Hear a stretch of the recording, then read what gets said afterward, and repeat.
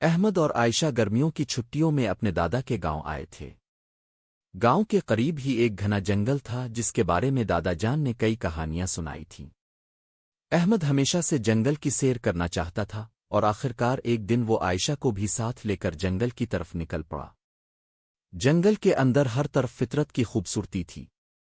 رنگ برنگے پرندے چہچہا رہے تھے، بندر درختوں پر جھول رہے تھے اور ہوا میں ہلکی ہلکی خوشبو پھیلی ہوئی تھی۔ دونوں بہن بھائی درختوں کے نیچے بیٹھ کر کبھی پھل کھاتے، کبھی ندی کے پانی میں ہاتھ ڈالتے۔ وقت گزرنے کا اندازہ ہی نہ ہوا یہاں تک کہ سورج ڈھلنے لگا اور شام کی روشنی مدھم ہونے لگی۔ جب انہوں نے واپسی کے لیے راستہ تلاش کرنا چاہا تو ہر طرف ایک جیسا منظر تھا، اونچے درخت، گھنی جھاڑیاں اور سنوٹا۔ احمد، ہمیں واپس چلنا چاہیے، عائشہ نے گھبرا کر کہا۔ ہاں، مگر راستہ کہاں سے تھا؟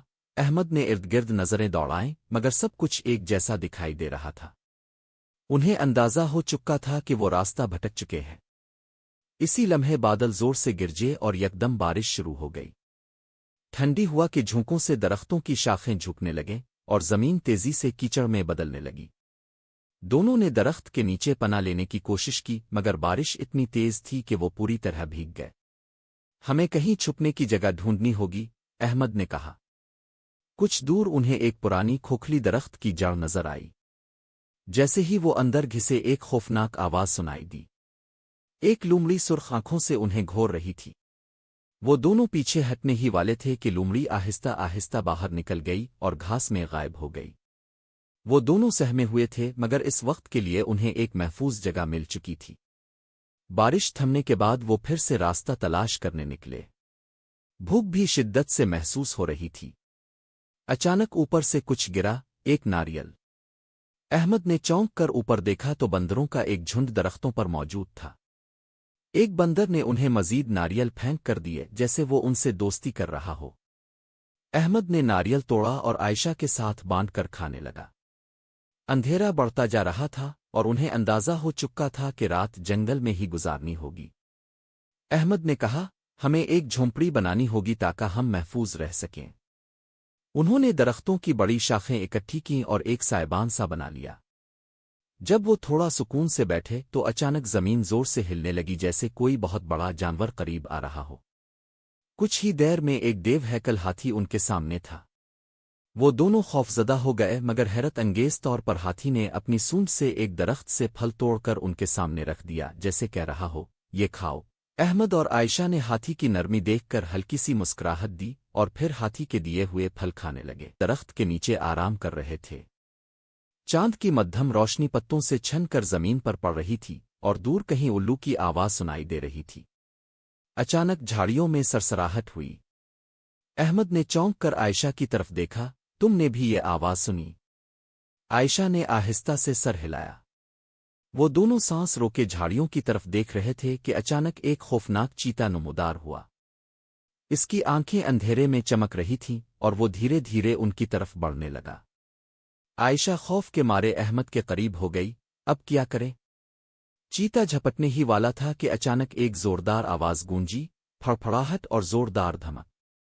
ایک بڑا ہاتھی سامنے آ گیا۔ اس نے اپنی سونڈ سے درختوں کی شاخیں توڑیں اور زور سے چنگے اڑا۔ چیتا لمحہ بھر کو رکا مگر پھر غرا اور حملہ کرنے کے لیے آگے بڑھا۔ ہاتھی نے اپنی سونڈ بلند کی اور زمین پر زور سے پاؤں مارا جس سے گرد کا بادل اٹھا۔ چیتا گھبرا گیا۔ ہاتھی نے مزید زور سے دھاڑ ماری اور چیتا ڈر کر پیچھے ہٹنے لگا۔ کچھ ہی لمحوں میں وہ جھاڑیوں میں غائب ہو گیا اور جنگل پھر سے خاموش ہو گیا۔ احمد اور عائشہ نے حیرانی اور شکر گزاری سے ہاتھی کو دیکھا۔ اس نے ہماری جان بچائی، عائشہ بولی۔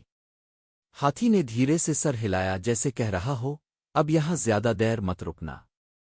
احمد اور عائشہ نے ایک دوسرے کی طرف دیکھا۔ وہ جان چکے تھے کہ اب انہیں جلد از جلد جنگل سے نکلنا ہوگا۔ لیکن یہ کیسے ہوگا؟ یہ سوال ان کے ذہن میں گونج رہا تھا۔